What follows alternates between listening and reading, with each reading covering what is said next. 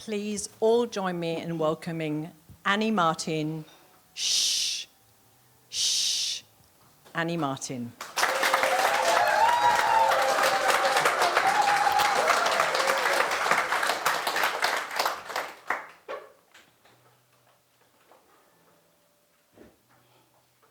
When I first began writing biographies for people who were nearing the end of their life, I always imagined I would meet sweet little old ladies reliving their childhood. I did not imagine I was going to meet Rico living in his shed. When he came to the door, smoking his cigarette, he just looked me up and down. Do you know the feeling where you think you may be slightly overdressed for the occasion? Let me tell you what Rico was wearing. His clothes were filthy. He was covered in tats, and his face, that looked like it had been rearranged a few fists at a time. I was just about to walk the other way, but he beckoned me in because he knew I was there to write his stories. And out they poured. He regaled me with bravado around his bikie gangs and his involvement with drug lords and the underworld. I knew that he wanted me there, but he really only wanted me to write his stories so he could get to his ultimate destination, Hollywood. That's where he saw that his stories should be told. Now, I don't know about you, but I don't fancy taking my family along to see Rico the musical. No, see him sort of tap dancing in a police lineup. No. But seriously, I really could not understand the choices that Rico had made with his life. Why had he done what he had done? I was over hearing about the underworld. I really had to change the subject one day. Rico, what's your first memory? He couldn't look me in the eye.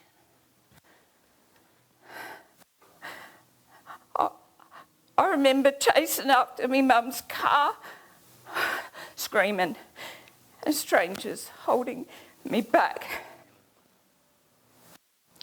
That was an accurate memory.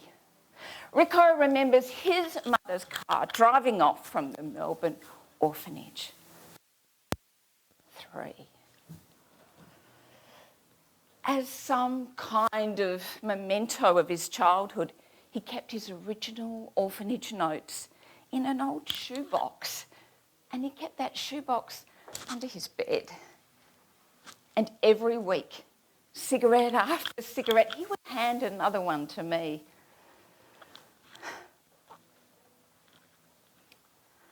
Ricky, age 3, inconsolable since his mother left. Every day tries to run away. Every night cries himself to sleep.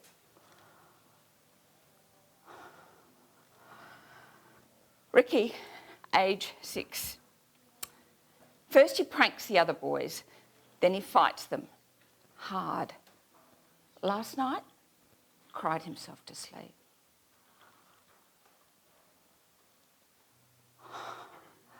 Rico, aged 9, flies into a rage if anyone calls him Ricky. Last Saturday, set fire to the couch. We fear for his future.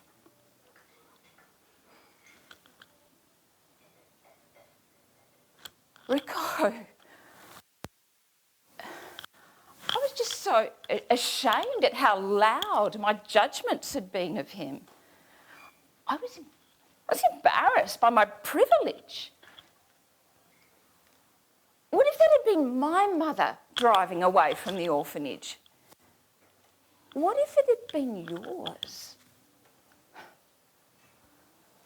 Can you imagine what it would be like to have lived your life wearing his shoes? To walk a mile in his shoes? Actually, can you imagine what it would be like to walk a mile in these? But seriously, it was just so difficult to process what was happening with Rico. I thought of the poem, and I'd heard that line, walk a mile in his shoes. Do you know that comes from a poem written by Mary Lathrap 130 years ago? Do you know the title of that poem? Judge softly. What a beautiful phrase. Judge softly. Softly. Last week I was up in the city and I walked past a homeless person. I could automatically feel my judgments starting to become loud, and I turned and I thought of Rico. Judge softly. Softly. So I turned and I held them in my gaze. And I wondered about their story, their silent story. Fellow Toastmasters, fellow human beings, you won't always know the stories of the people you walk past in the street, and you can't always imagine what it's like to wear someone else's shoes, but you can always judge softly. Softly. I finished Rico's biography. It was this long with this many stories. I took it back to him in his shed one last time. He was all right with it, but where's Hollywood? I hope Hollywood does take that story and we can see it all on the big screen. I'm still not going to take my family along, but we are all adults. We can all go together and we can wear whatever we want, whatever shoes we want, because I know that we will all judge Rico and each other softly. Hey, the lights are starting to dim. I think the movie is about to start. Contest chair.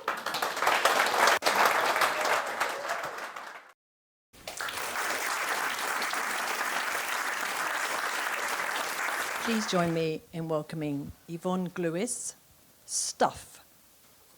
Stuff. Yvonne Gluyas.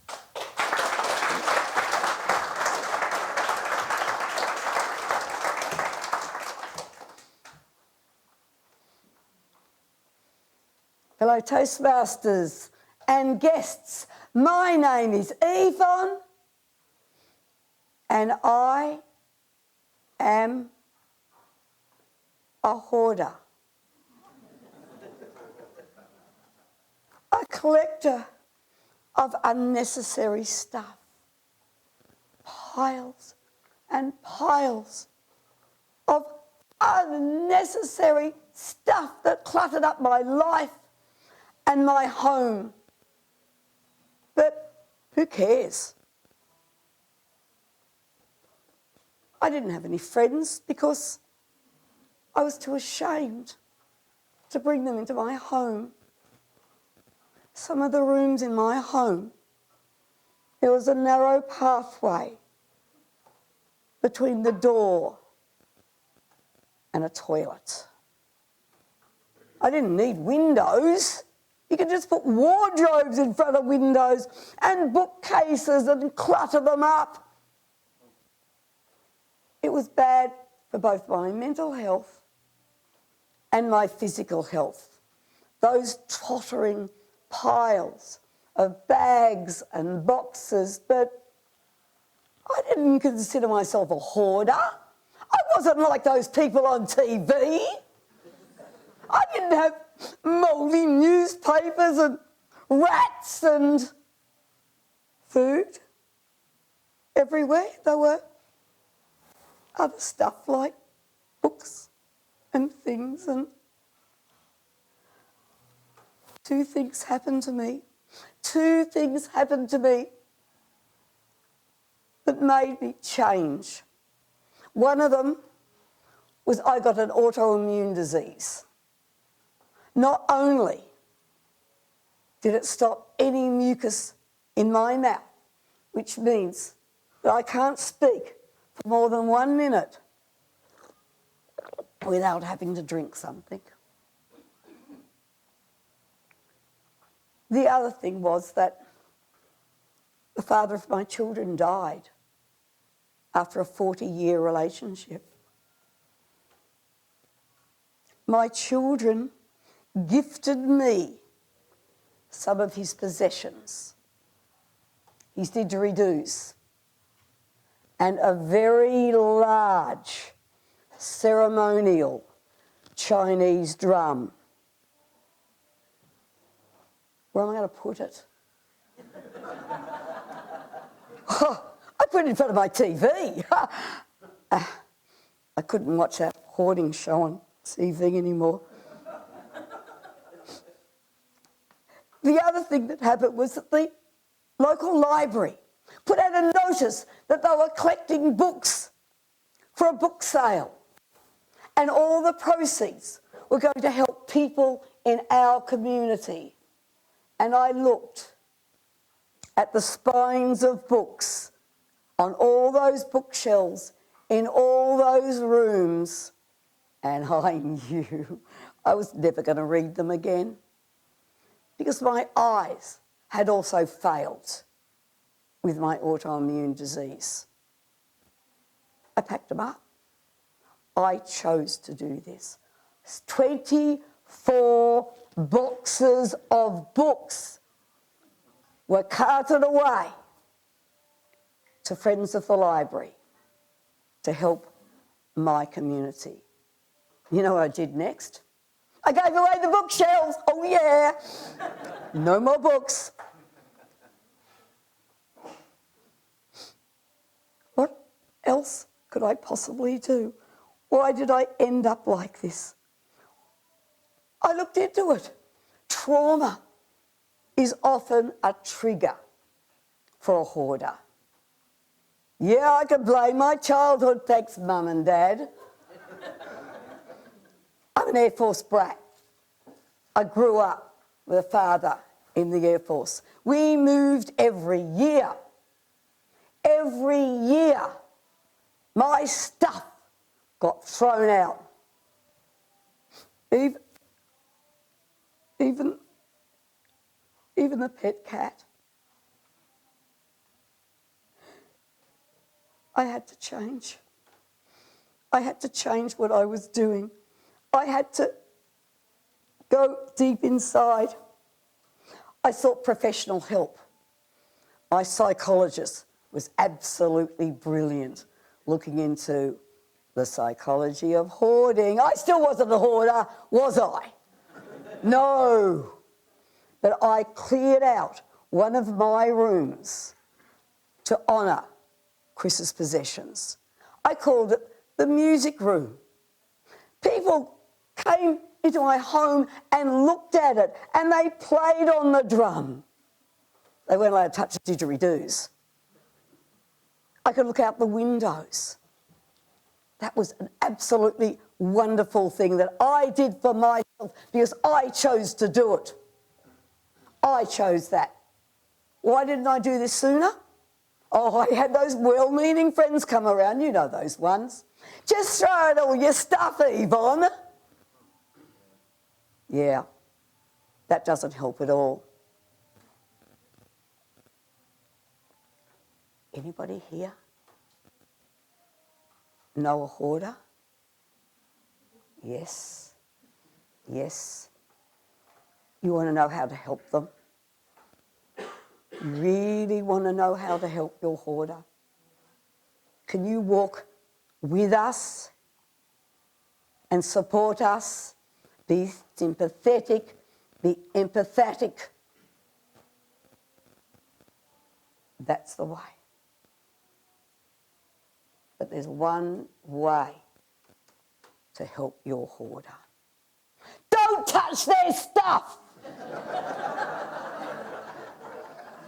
My name is Yvonne, and I am a recovering hoarder. Contest chair.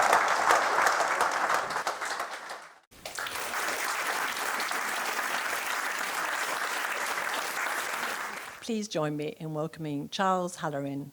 Quick and hurry. Quick and hurry, Charles Halloran. Thanks, Joe.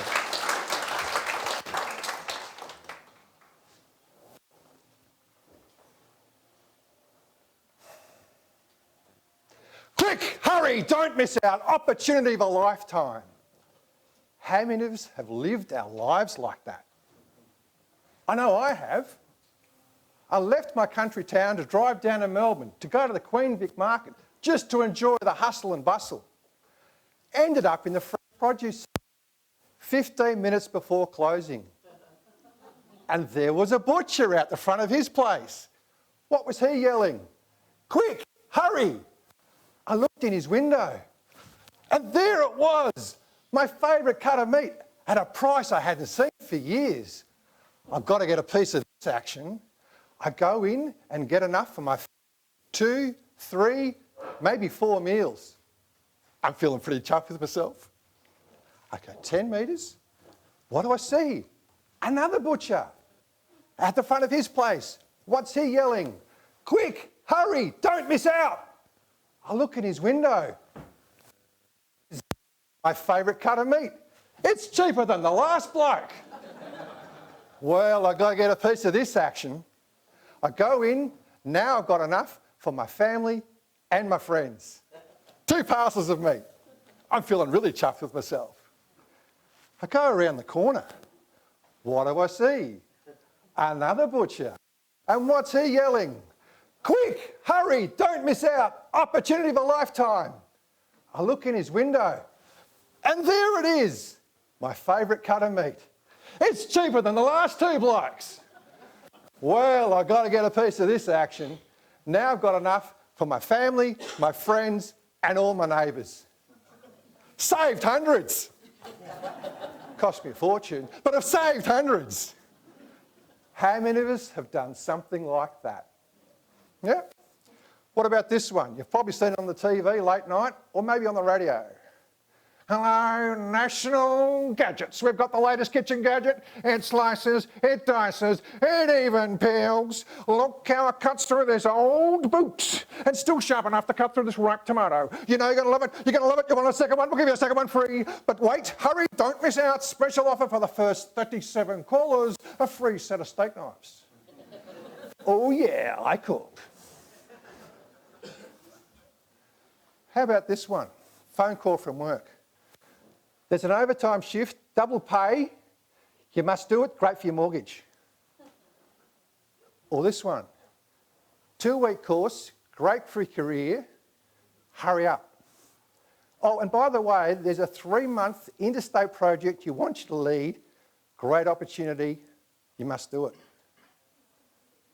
So by the time you get home, you're so tired, you're so exhausted, that your family calls you the grumpy, irritable bear.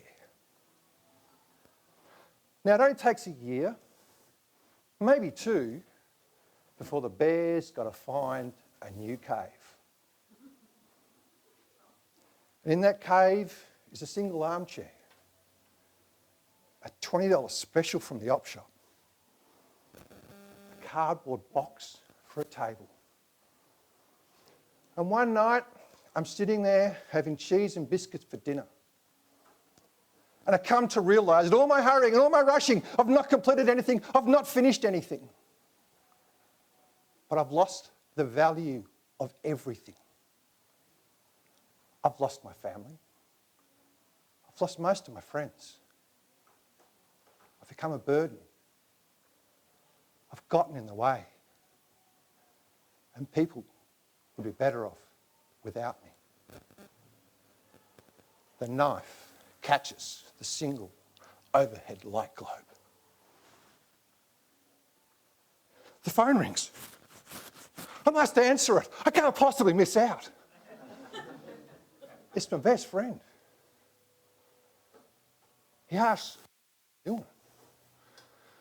Well, we talk. I cry. I cry a lot. But over the next several hours, we develop a plan, a simple plan. It starts with something so simple. I'm going to finish something first thing in the morning. Something as simple as making my bed.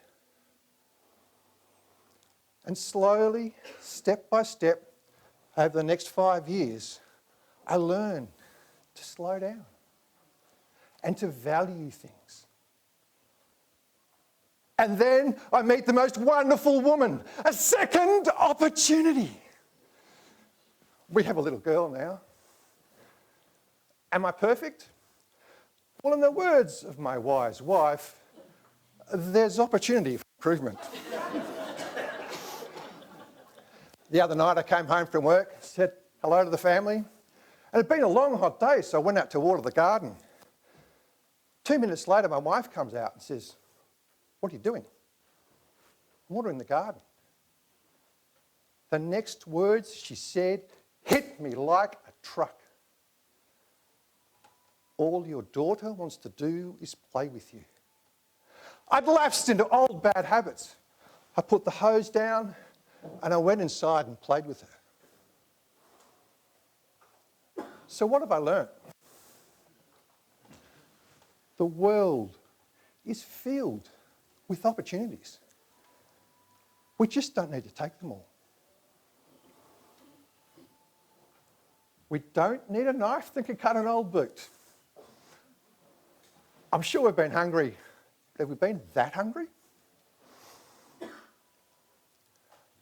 And the most valuable thing you can do is to slow down and invest your time in your relationships, with your friends, but most importantly, with your family.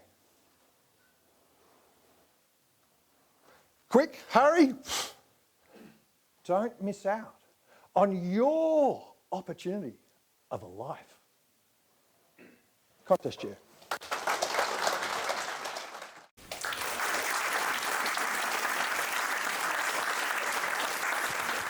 Please join me in welcoming Shabir Akbari, Facing the Missiles of Life. Facing the Missiles of Life, Shabir Akbari.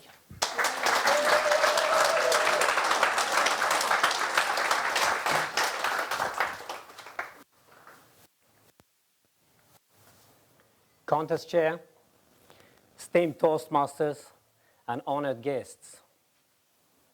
How many of you remember your teenage years? Maybe or maybe not as the best time of your life. A time of discovery, of friendships, of first loves.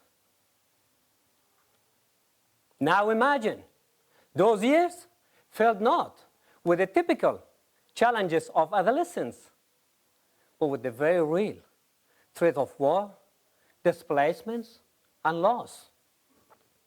I stand before you not to evoke pity, but to share a testament of resilience, hope, and the indomitable human spirit. Growing up, my teenage years were overshadowed by the rise of the Taliban in Kabul, Afghanistan. As they took control, our beautiful Kabul city became a battleground. The sounds of laughter and chatter were replaced by the deafening noise of fighter jets and explosions.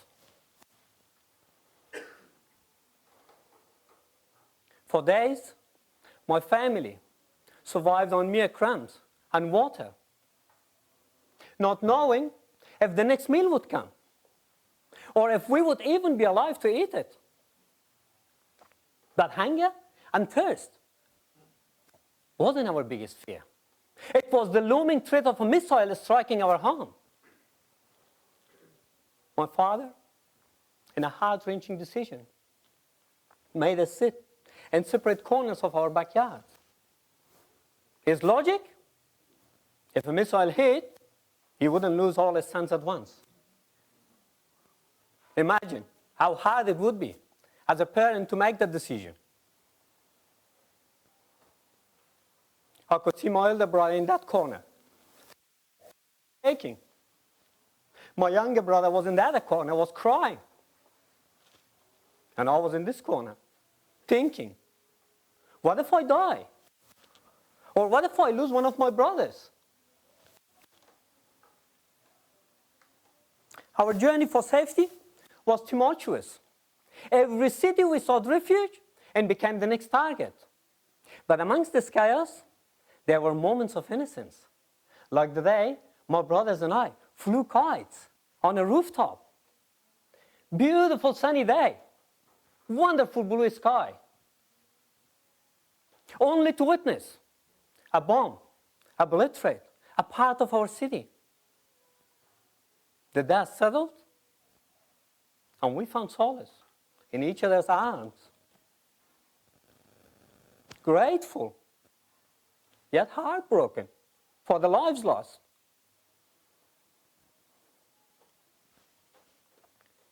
Our escape to Pakistan was no less distressing. With no transportation, we hitched a ride in the back of a cattle truck. The bad smell and no place to sit didn't bother us. But reaching the border brought new challenges. The gates were closed. The border security did not let anyone to cross.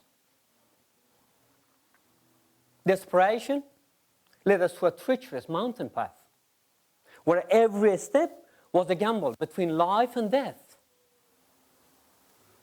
And as bullets whizzed past us, it was our collective will and determination that saw us through.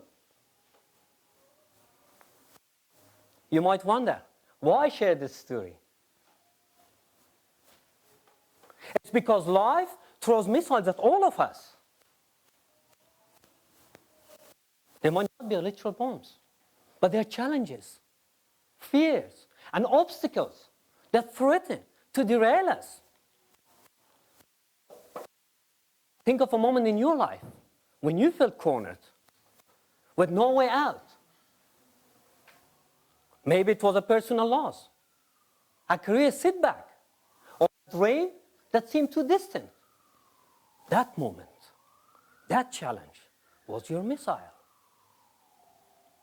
But just as my family found the power to keep moving, so can you.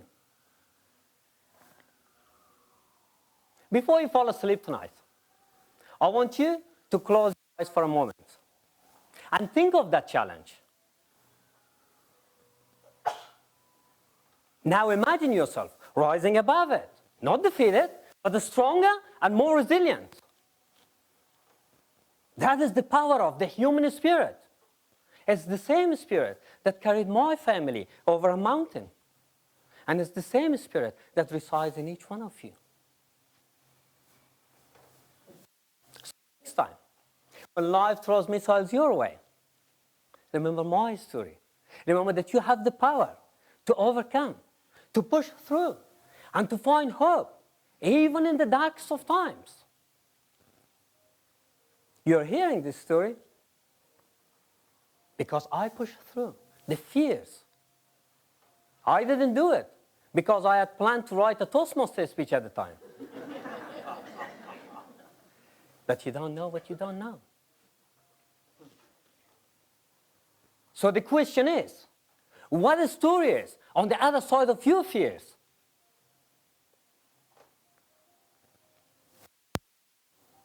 The only way we will ever know if we push through uncertainty, keep going, and never, ever give up. Come to this chair. Thank you.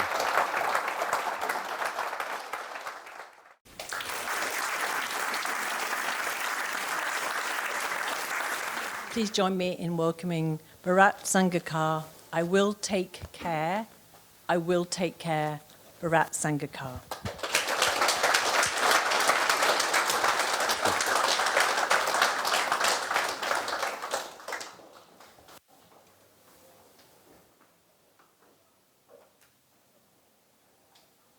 The contest chair has a long list of things and people to take care of today.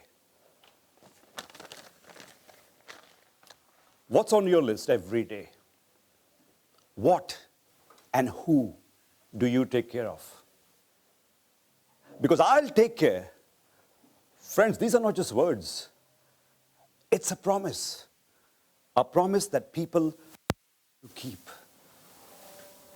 A promise that my wife trusted me to keep. 6 years ago, one summer evening that was bright, beautiful, and breezy, I said to my wife, let's go to the beach and just chill. She said, just chill. With our two little rocket-fueled, energetic boys. I said, I'll take care of them. So she agreed. I'm not stupid, I had a plan. My friend Ricky, his wife was away, leaving him to take care of his two kids. The plan was simple. Get together on the beach, let the boys take care of each other, and we just chill. For people without kids, with kids called friends with benefits. It worked. 4 little boys, all they needed were beach toys. Quick fact about me, I am like my little boys. I can't just sit and chill. So when Ricky asked, hey, you want to go jump off that pier and swim back to the beach? I'm like, yeah. My wife rolled her eyes. All right, go on, just be quick. I said, I'll be right back to take care of the kids, honey. The pier is at the end of a wooden ramp going 300 meters into the ocean. We walk up, Ricky stands on the edge like an Olympic swimmer and takes a beautiful dive. He says, come on in. So I stand on the edge and I freeze. You see, the beach was calm, but over here it's chaos. Waves are crashing violently on the thick wooden legs of the pier. It's high tide. The shore is far. The beach is so packed, I try to spot my family and I can't. Ricky says, "Oi, what happened?" I want to confess, I've only swum in swimming pools before, never in the ocean. But I say, oh, nothing. I'm just taking in the views. And I do what any man who wants to accomplish something would do. I jump in. Ricky says, you good? No, I'm not. The waves are strong, the ocean's deep, and I'm out of my depth. But I say, yeah, let's swim.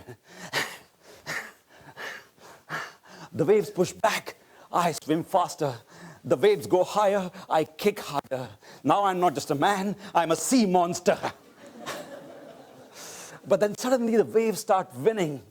We are 100 meters away from the pier when suddenly my arms are tired, my legs are cramped, I can barely keep my head above the water, I can't breathe, and either of the end is too far. I'm exhausted. So I announced it to Ricky. Hey, Ricky, I can't swim anymore. Ricky has a look of horror on his face. What? Did you just jump in the ocean without knowing how to swim in the ocean? That's stupid. Now I'm panicked. But I come with a genius plan. Ricky, how about you swim and I just hold on to you? Ricky says, no! Hey, buddy, that's how we both drown. Drown? He says, just swim slowly, don't yourself get tired, and do not panic. Panic is what drowns people. And with that, he turns towards the pier, shouting in panic, can somebody help? Has anyone got a life jacket? Anyone? Anyone? But nobody can see or hear him. The waves are too high, too loud, and that's when it hits me. Oh my God. This is it. No one's coming to save me. I'm drowning.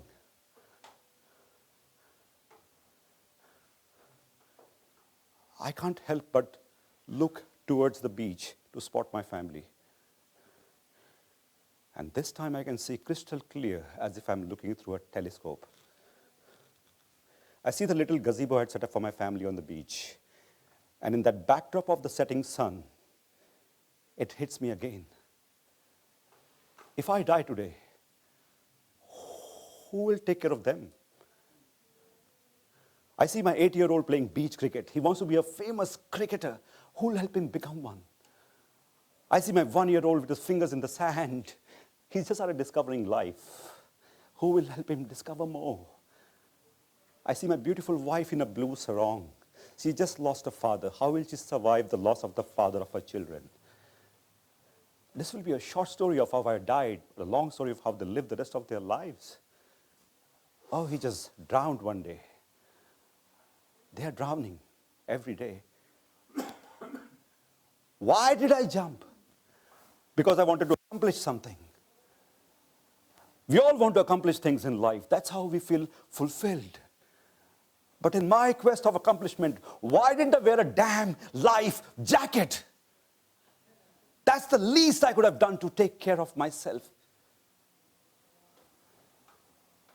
Now, if you're still wondering, oh my God, did you manage to swim back to the shore that day? Yes, I did. If you ask me how, I don't know. Very slowly, for sure, with Ricky besides me yelling and begging, don't you die on me, okay? But also because life wanted to give me a second chance with an important lesson. That you can't take care of anything, your dreams, your responsibilities, your passion, your purpose, your people, if you don't take care of yourself. The promise is not, I'll take care of you. The promise is, I'll take care of me, for you. In the rat race of this 21st century, have you jumped into a busy lifestyle with a list of things and people to take care of at home, at work, in the community, with no time to take care of yourself? That's like jumping off a pier without a life jacket when swimming in this vast ocean of life. I know what Ricky would say that. That's just stupid. You can have 1,000 problems to take care of until you have a problem with yourself, and then you only have one. Take care of yourself. Everything depends on it. The promise is not, I'll take care of you. It is, I'll take care of me, for you. I want to share.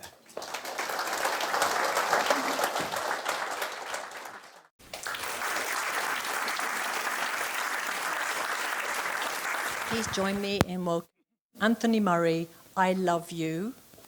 I love you, Anthony Murray.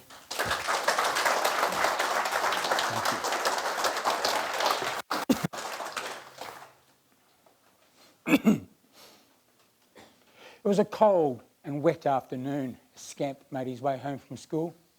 He was cold, he was scared, and he was crying as the wind blew the tears back on his face and stung his bloodied lip and his bruised eye. At 10 years old, his only thought was to get home for a hug from his mum and dad. Contest chair, ladies and gentlemen. When Scamp arrived home, his mother was waiting for him. She dressed his wounds, told him she loved him, and said things like, "Don't worry, dear, those bullies will get their just desert."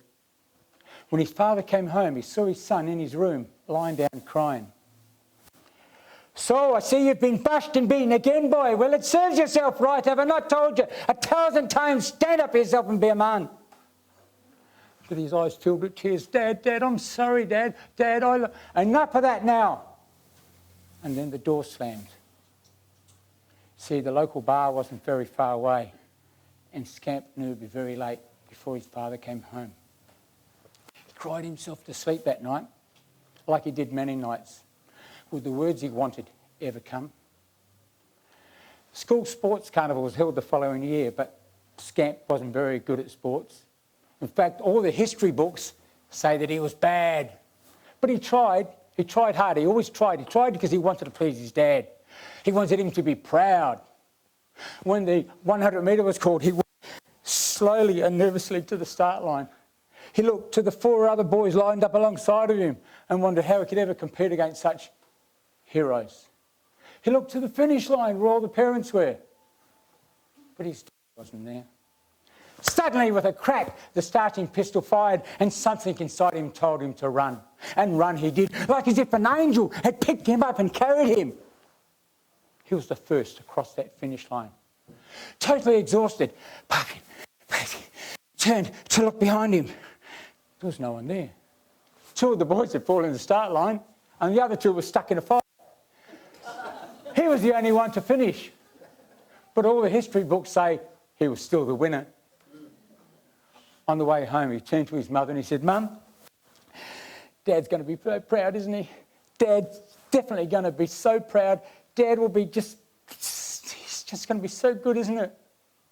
With the love only a mother has. She turned to her son. She knelt down close to him. She held his soft little hands and she said, "Sweetheart, we can't say definitely unless we're absolutely sure of something. Look, we can't say the sky is definitely blue because sometimes it's grey, a bit like your father. But when your dad gets home tonight and you tell him what happened, he's going to laugh so much he'll definitely need a change of underpants." When Scamp saw his dad, he ran to him. And with the medal still around his neck, "Dad, look what I got. Daddy, look, I won, Dad. Look." "OK, boy, now go get me a beer out of that refrigerator." Cried himself to sleep that night. Like he did many nights, with the words he wanted ever come. When he was 15, he got a job after school, cooking fried chicken. But, "Is that the best you can do, boy? Can you not get yourself a real job? Get yourself a man's job?" Once again, he cried himself to sleep. Would the words he wanted ever come? Years passed, of course, and he grew into a mature man. He was married, he had children, nice home, job, car, friends. He even saved a little money. Everything seemed fine, but he was still missing something. Ladies and gentlemen, my dad stopped calling me Scamp when I was 39. 39. I knew he loved me. I just wanted him to say so. I wanted to hear the words. You know what? He was still a great man. And as I was growing up, he taught me the right from the wrong. But he had trouble showing his love. As a little boy, I'd go to him for a hug, but he'd say it's unmanly. A few years ago, he got very sick. And I'd go around and I'd visit him every day. But then the day came, he was so sick, I knew he was dying. Suppose he did too. See, this time it was his turn to be scared and it's his turn to cry. But I couldn't see him like that. I loved him too much. I leaned over to him. I held his hand. I kissed him on the forehead and I said, "I love you, Dad." He looked back at me. Tears filled his eyes. He said, "Anthony." Then he closed his eyes and he never opened them again. I never got to hear the words I longed for all my life. I knew my dad loved me. I just wanted him to say so. And by the way, I cried myself to sleep that night. But by now you're probably thinking, what's the purpose of this man's speech? Why has he told us this very private and personal story in front of all these people, strangers he's opened up to? Well, my message is simple. I'm going to start by saying I'm not going to talk about achieving your dreams or goals and setting things that you can't achieve. I'm not going to quote some great philosopher or poet on the meaning of life and the meaning of love. We've probably all heard that before. I'm not going to say you can do anything you want and you can be anybody you want, because let's face it, we all know our limits. My message is simple. If you love someone, then just go and tell them. You don't need to write a 5 to 7 minute speech and you're not going to get evaluated. It's just 3 words and it can be said in 1,000 languages. Do you know what? There's about 150 people in this room. That means 150 cell phones. We're going to lunch very soon. I would love to see every single person in this room pick up your phone, call that special person you love. And in the words of Stevie Wonder, I just called to say I love you. That's all you need to say. And I promise you, those words will live forever and it'll be the most beautiful thing they'll hear today.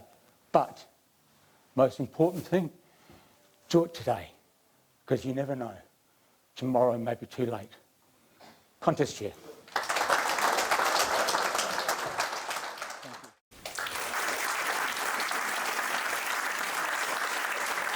Please join me in welcoming Becky Bosch. A spoonful of sugar. A spoonful of sugar, Becky Bosch.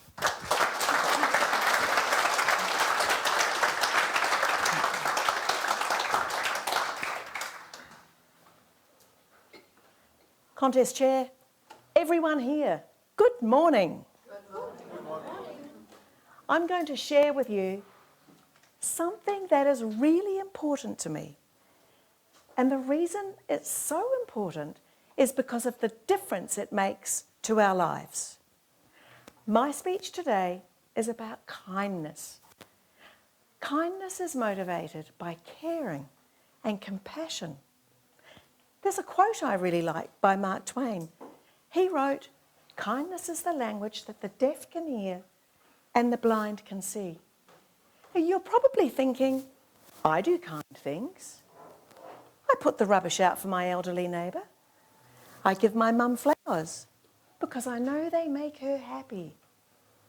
These are just two examples of the numerous acts of kindness that many of us do. Today, however, my focus is on kindness with empathy. So what does that mean?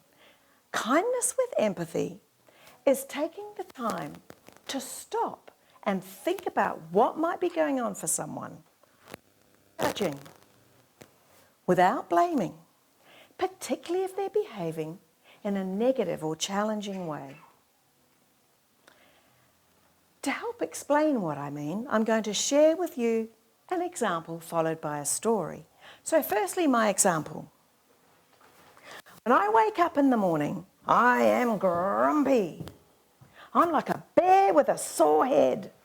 And it's not until I've had my first cup of coffee with a spoonful of sugar that I start to feel back to my normal, good-natured self.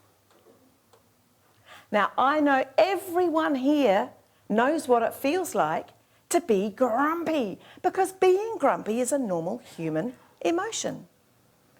And understanding how that emotion feels, well, that's empathy. So where does kindness come in? Every morning, I wake up to a cup of coffee with a spoonful of sugar on my bedside table. My husband puts it there. He doesn't judge me, he doesn't blame me, and most importantly, he doesn't get grumpy back at me. The simple act of knowing that that cup of coffee with the spoonful of sugar is going to help me get my day started. That is kindness with empathy. And maybe just a bit of self-preservation. My story is about a little girl and how one person's kindness was a beacon of light in what for her was a really dark and difficult time in her life. She was born in Perth in Western Australia, and she lived there happily until she was 6 years old. And then there was a terrible tragedy. Her mother was killed in a car accident. And by the time she was 7, she was on the other side of the world. She had been sent to a convent boarding school in England. Everything was so different.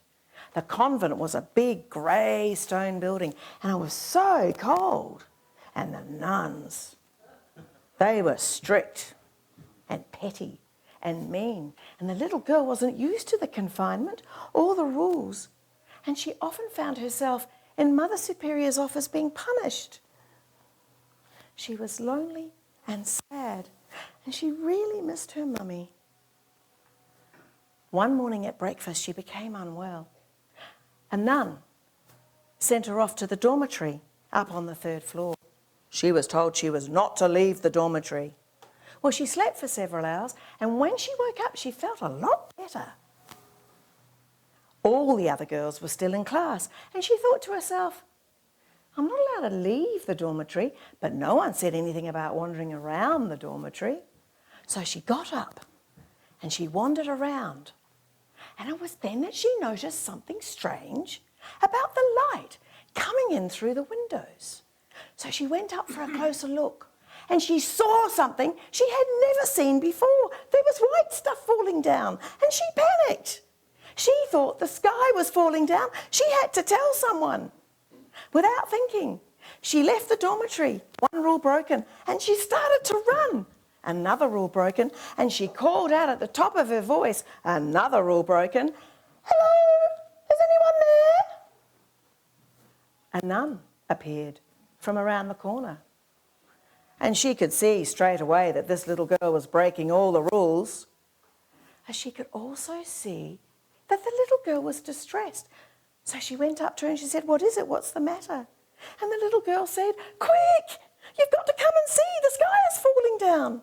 And she took the nun back to the dormitory to show her out the window. The nun looked out, and then she looked down at the little girl and she smiled. And she said, "That's called snow." And she explained what snow is. Now, she could have stopped there, but she didn't. She took the little girl down the flights of stairs and out through the huge front doors that you were not supposed to go out of during class time, and out into the big empty playground that was now covered in white. The little girl stepped out. There was a hushed silence as snowflakes fell softly, gently out of the sky. She was enchanted. And for the first time in a long time, she was happy. Kindness with empathy is taking the time to stop and think about what might be going on for someone, like that cup of coffee with the spoonful of sugar that I wake up to every morning. My husband isn't judging or blaming me, and he doesn't get grumpy with me. And the nun's kindness. She knew that the little girl wasn't being deliberately naughty. And how do I know this? Because that little girl was me. That happened over 55 years ago. The nun's kindness has stayed with me my entire life, and I have loved snow ever since. Kindness with empathy, it really does make a difference. God bless you.